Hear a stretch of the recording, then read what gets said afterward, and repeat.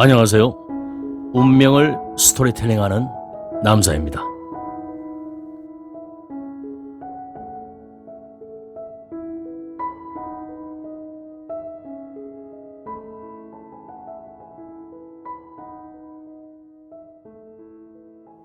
인간의 기질이나 운명을 파악하는 방법들. 동서양에서는 고대로부터 인간의 기질이나 운명을 파악하는 방법들이 다양하게 전해내려 왔는데, 그중 필자가 보기에 현재까지 잘 알려져 있는 방법들이 가지고 있는 각각의 특징과 파악하는 경우의 수를 한번 알아보기로 하겠습니다. 1. 혈액형. 1927년 후루카와 다케지가 발표한 이론으로 1970년 방송 프로듀서인 노미 마사이코가 쓴 혈액형 성격설에 관한 책이 인기를 끌면서 대한민국 등에 전파되었습니다. A형은 다정다감하고 남을 배려하는 성격으로 말과 행동 모두 조심하는 혈액형. B형은 개성이 강하고 자기중심적인 성격으로 행동과 말이 자유로운 혈액형. O형은 둥글둥글하고 대인관계가 원만한 성격으로 퍼주는 걸 좋아해서 오죽하면 수혈도 모두 다른 혈액형에 해줄 수 있다는 혈액형.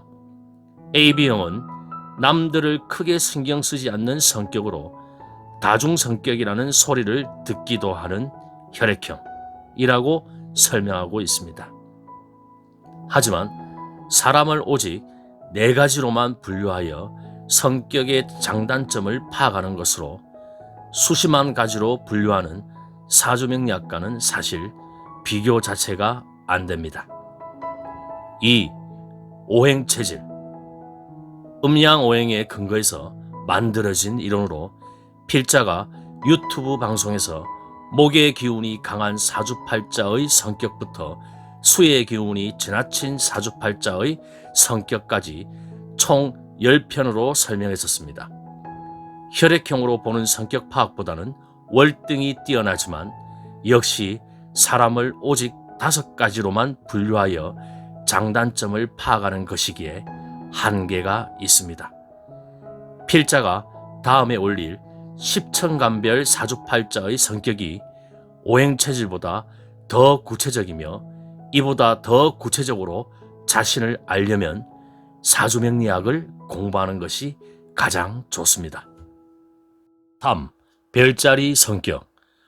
황도 12궁에 근거해서 만들어진 이론으로 태어난 시기에 따라 우리가 잘 아는 황소자리, 정갈자리, 물고기 자리 등 총 12가지로 나누어 사람을 판단하는 방법입니다. 역시 사람의 기질이나 운명을 구체적으로 파악하기에는 한계가 있습니다. 4. 주역점. 주역의 원리를 이용하여 인간의 기륭을 총 64가지로 판단하는 전법으로 이전에는 주역점의 뛰어난 대가들이 있었으나 이러한 점술 능력은 개인적으로 상당히 뛰어난 직관력이나 영감이 필요하므로 학문적인 발전에는 한계가 있습니다. 따라서 주역점도 동양학에서 인간의 기질이나 운명을 파악하는 방법이지만 사주명리학과는 인간의 운명을 판단하는 방법 자체가 전혀 다른 학문입니다. 5. 타로카드. 최대 78장의 다양한 그림이 그려진 카드를 배열한 상태에서 상대방이 뽑은 카드의 그림을 보고 과거, 현재의 상황을 파악하고 미래를 예측하는 방법으로 마치 동양의 주역점과 비슷합니다. 이 또한 카드를 뽑는 우연한 결과로 상대방의 미래를 판단하는 점술로서 역시 상당히 뛰어난 직관력이나 영감이 필요하기 때문에 임상통계학인 사주명리학처럼 학문적인 발전에는 한계가 있습니다. 현재 내방자의 단답형의 질문에 뛰어난 적중률을 보이는 타로카드 전문가들이 많은데 그분들이 사주명리학까지 배운다면 사람의 운명을 보는 관점에서 나무가 아닌 숲까지 보는 능력까지 확장할 수 있으리라 봅니다. 6. 토정 비결. 연, 월, 일 세 가지만으로 괴를 찾아내는 방식으로 48개의 3을 곱하여 총 144개로 풀이하는 당사주류의 이론으로 사주가 아닌 삼주에서 지지만 따졌으므로 당사주 이전의 것일 수도 있습니다. 그래서 누구나 쉽게 재미삼아 볼 수 있는 당사주류의 토정 비결을 보고서 사주팔자를 보았다고 하는 것은 전혀 맞지 않은 이야기입니다. 참고로 토정 비결의 원문에 나오는 지명이 모두 중국 지명인 것과 월룡도라는 대단한 저작을 저술한 토정이 과연 이러한 재미로 보는 책을 만들었을지 의문스럽게 보는 학자들도 있습니다. 7. 매화역수. 64개의 다시 변화를 주어 총 384개로 판단하는 소강절의 점술입니다.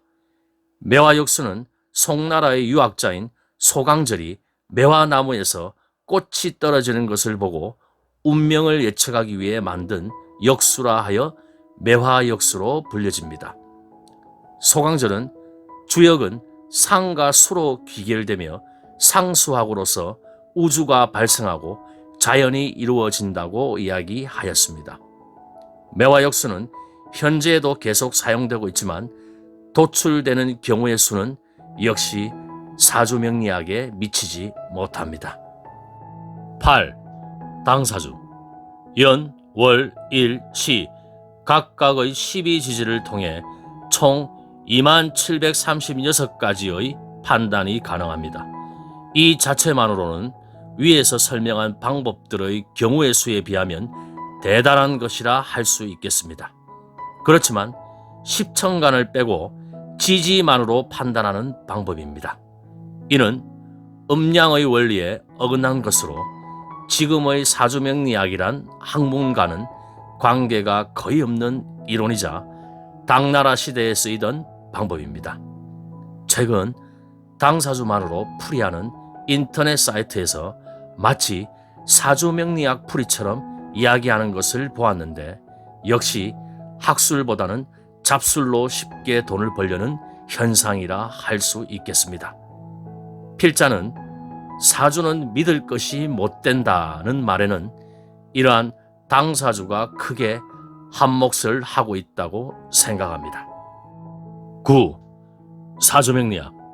당나라 시대에 행해지던 지지만의 판별법인 당사주의 잘못된 점을 보완하며 발전해오다 띠로 보는 관점을 고치고 일간을 기준으로 판단하는 완전히 새로운 이론입니다. 이는 동양학의 운명 예측 이론 중 가장 많은 경우의 수를 가지고 있는데 연의 60갑자와 월의 12개월, 일주의 60갑자와 시의 12시로 남녀 구분을 하지 않고도 총 51만 8,400가지의 경우의 수를 가진 임상통계학이라 할 수 있습니다. 결국 인간의 타고난 기질이나 운명을 예측하는 방법 중 가장 강력한 무기를 가지고 있다고 보면 되겠습니다. 그러므로 인간의 기질이나 운명을 파악하는 방법들 중에서 가장 많은 경우의 수를 가진 만큼 사주명리학자의 길로 들어선다면 상담을 하면서도 평생 공부를 해야 하는 분야라고 생각합니다. 그리하면 다른 어떤 분야의 전문가나 학자와는 차별화되고 독보적인 길을 걸어갈 수 있으리라 봅니다.